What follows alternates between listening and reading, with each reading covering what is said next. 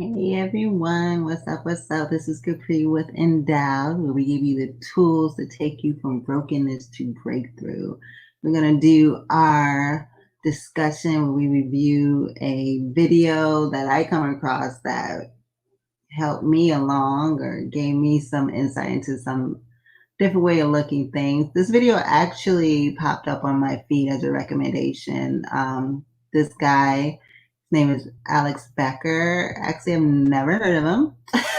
And I started watching him, and he's pretty hilarious, but his tips were spot on. So I wanted to dive deeper into this and go over his 4 rules for getting rich. Well, not 4 rules, but 4 things that you need to give up in order to get to the place that you want to be.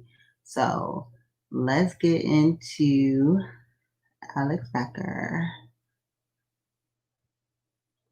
So if you're watching this video, you probably want to be more successful, or you saw the thumbnail and said, oh man, that is one hot piece of I really hope this guy takes his shirt off in the video. He is hot. Second thing might happen, but if you're the first person who I'm more so talking to in this video, I'm going to tell you 4 things that if you do these, you'll instantly be a lot more successful, because these 4 things just stop you from being successful. And pretty much everyone does these things. So if you stop doing them, it's just going to be infinitely more easier for you to move forward. And notice this doesn't involve reading some Tony Robbins book, doing a handstand, and slapping your butt cheeks while screaming motivational quotes. It doesn't involve hustling Gary Vee style. Now you see why I was like, this dude is hilarious, but it has me intrigued. It's like the requirement of the box. Think about a little room with a guy who's about, I don't know, 3'5", has a wiffle bat and confetti and sparkles, you know, the ones you just can't get off your body. And you just have to sit in this room all day, and he just throws sparkles on you and hits you with a wiffle bat and screams in a really high-pitched voice. It's a terrible place to be. And there's a sign on the wall that says, just stop doing this stupid stuff to leave. And most people are like, yeah, this place sucks, but I'm not going to stop checking political posts on Twitter. And so that's why you're going to have to stay in the confetti room. So this is how to get out of the confetti room. And I think so that is actually, it's a hilarious analogy, but it's actually pretty spot on. And it shows the frustration as an outsider when people come to you, because you made sacrifice. Like I made a lot of sacrifices, and people come to you about, you know, why they can't seem to get themselves together or get to their goals, and you know that they're have habits that are detrimental, but they still continue to do them, but still want to complain. It's like watching a little person beat you with a wiffle bat with confetti, I guess. I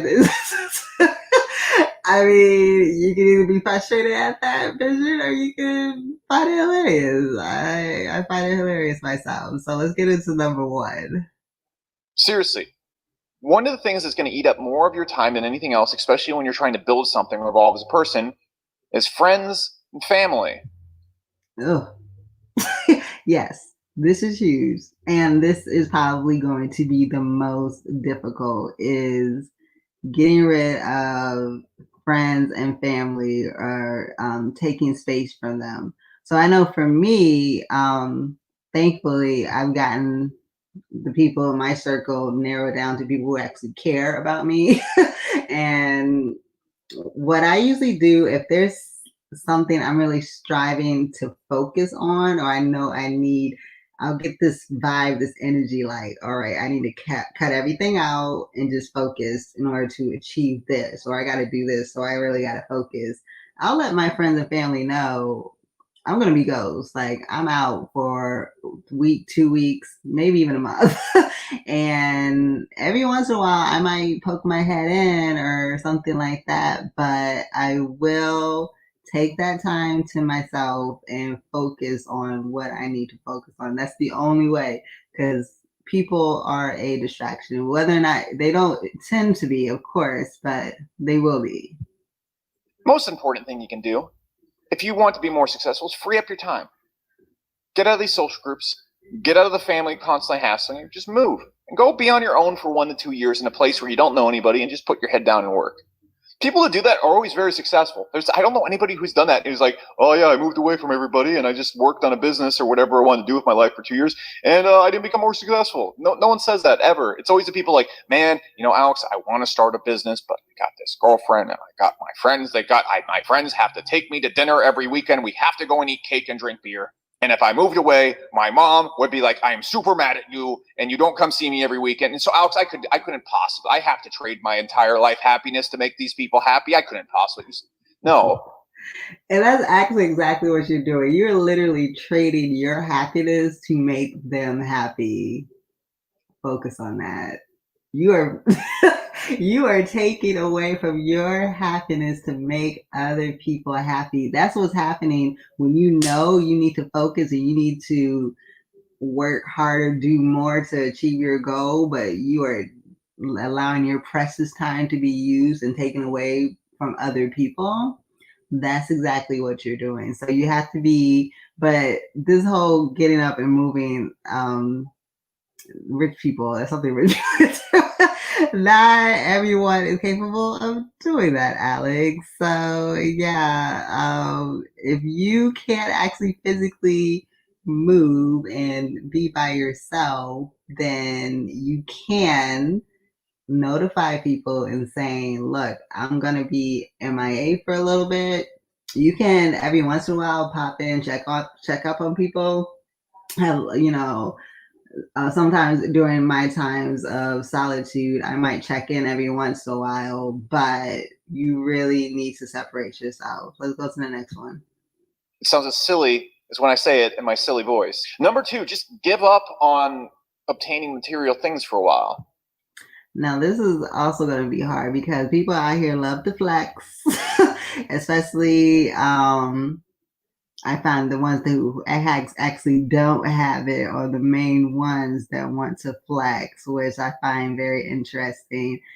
But you're doing that for other people. You're not doing that for yourself. And especially if you're trying to start a business, you're going to have to sacrifice and you are going to have to be without for a period of time until you get to the place where you need to be, that you can't afford it. And I love how he's gonna start talking about, because he has money and he's gonna talk about what happens when you do get those material things that you want to get just for appearances because you feel like they're so important, what that actually does for you.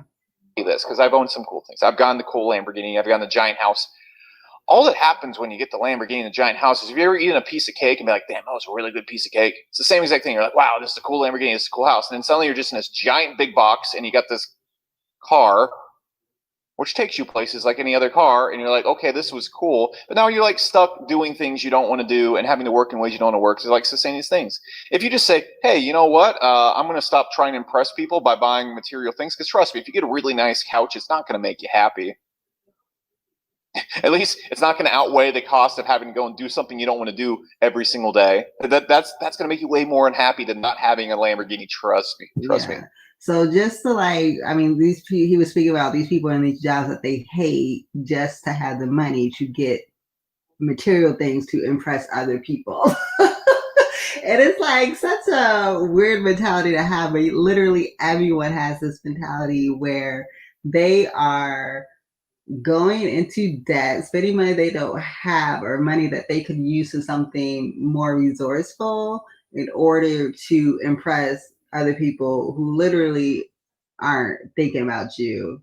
And then when you do stuff like that, normally people got shit to say or whatever. So look, take your coin. If you're trying to grow, take your coin, keep your coin, focus on you and grow. And then let me tell you, when I do get to that point where I do have money like this, I'm gonna be like Bill Gates and Steve Jobs and be wearing my New Balances shoes and wearing my Target dresses, okay? Unless I have a really special event, then I might pull a flex. But the only main flex I want is a Tesla. Other than that, y'all not even gonna know I got it like that because I don't feel like it's nobody's business, and stuff like that really doesn't bring me fulfillment. Next, number 3, just check out of the world for a bit. It's just like, here's the thing. I see people on Facebook all the time. I see these like entrepreneurs I know, and they're like complaining about something that's like going on in Seattle and like, oh, COVID, and they're making us wear masks and put a vaccine. It's like, what are you doing? What are you doing? Why are you complaining on social media? Why are you angry all the time? Why are you going on Twitter making yourself grumpy? You do know that you as a person are not going to control the behavior of 300 million people. People have been acting like buffoons since forever. Go read a history book, bro. But no, seriously, like go read any history book. People have been acting like unbelievable morons for forever. And so to sit in your house and get mad because human beings are acting like morons, it's like trying to change the weather by like getting upset at it. You could just be like, hey, it's gonna rain today, and so the best thing I can do instead of getting upset is just get an umbrella. See, the reason why people get mad about other people being morons is because they think the morons are going to affect them. And that's very true. If you're broke and don't have any power, morons are going to constantly affect you. They're pretty annoying. However, if you can just obtain wealth and a wee bit of power, you can just be like, hey, I don't like the climate of moron in this country. I just go to another country. Okay, so this is very short-sighted and complex, I feel, but I do agree with the part as far as you can't allow other people ignorance to distract you and affect you to the point where you aren't really focusing on your own goals, right? So that part I'm totally on the ball with, because I know several people where it's like this climate that we're in right now, they're like have so much anxiety and so stressed out. Like it's literally all they're thinking about, and it's a huge distraction for them. And you don't want to do that. If it's to that point, then you do need to pretty much, I would recommend not even knowing what's going on. I'm the kind of person though, because I'm very big on activism. So I do want to know what's going on just because I like to be involved in change, right? So I don't agree with as far as you can't do anything. You can't do. I subscribe to the philosophy you can change the world one person at a time.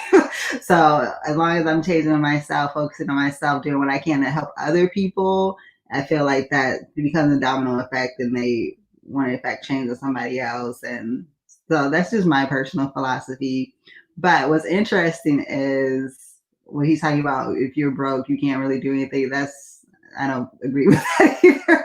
Like I said, activism is huge. We have literally changed history. Poor people have changed history through activism. So I don't know why he's saying that. But I have said repeatedly, I'm getting out of my country when I get the chance because I don't like how things are done here. So I am going to move to another country. But I'm still going to be pretty active in what goes on over here. I still will be involved in doing what I can to make this country better, even though I'm not going to be living in it. It's the biggest boy. All right. So look, Number 4. There's so many things people have in their lives. They have like hobbies and they have like habits they know that are terrible for them. And here's the secret to like not having terrible hobbies and just being productive. Just don't have them in your house. It's very simple. I actually know people, especially if they're on a diet, where once they decided they was going to change their lifestyle, they went in their fridge, in their pantry, and took out all the junk. Or if you decide you don't want to drink anymore, dump out all the alcohol. Get rid of the things that are going to distract you. He's talking about video games. Get rid of your video games, take it to somebody else's house, or do something like that. Now, what he's about to say is a little bit extreme, but it drives home the point. And people always ask me, like, Alex, how do you stay productive? How do you stay so disciplined? I make it really hard for a piece of me to get any satisfaction. That's it. It's not because I'm like disciplined and hardcore, man. It's just because like I don't have a power cord to my television, so I can't use the television. Like, have you ever tried to get a power cord for a television, a specific brand? It's like, really, it's a big pain in the butt. So if I'm going to play Nintendo Switch or I'm going to get a power cord, I have to pre-plan it by like a week and then order the power cord in. And so in your life, you're probably like, man, I was talking to a friend of mine who's worth a lot of money, but he has trouble playing League of Legends. I'm like, have you tried destroying your computer with a baseball bat? It's like, no. And then he did it. Now he doesn't play League of Legends anymore. Okay, and this is his gaming computer. He has his work computer that he can still. Oh my god! Once again, I don't know who his target audience is, but it's a bit extreme. If video games is like to your detriment, then I would suggest giving it to a friend. Not necessarily. I mean, everybody has like a gaming computer and a work computer. That I know. So, but for me, like my distractions were games on my phone. So, or it could be dating apps. Get rid of all of that. Get rid of the dating apps. Get rid of the games. Because of what I do, I have to read a lot. So I make sure like I have a book on me, because when you get rid of the distractions, when you get rid of the unnecessary things, it leaves room for you to focus on the things you need to focus on. Genius, right? So yeah, I literally just have like one game on my phone. Because let me tell you, home design, this is true. This is a good game. Because you just have like five chances, and once you get rid of the five, like you don't have another life for a while. I'm like, I was stuck on Kardashian game. I'm sad to admit. That game took up so much of my time, and it sucks you dry, and Candy Crush. Oh my god, those games are horrible. This is short. When I want to do something where I don't have to think, like I'll just get on that for a little bit. But yeah, so Alex Becker, I'll put his full link in the bio so you can watch his full video. He's a really interesting guy. I actually subscribe to him. So I'm going to check out some more of his videos, maybe review some other videos of his, because he's really entertaining to watch, even though he can be a bit extreme how he explains things. But I think he drives all the points. So he just gained a new subscriber for me, maybe from you guys too. Anyways, everyone, thanks for watching. Catch you next time.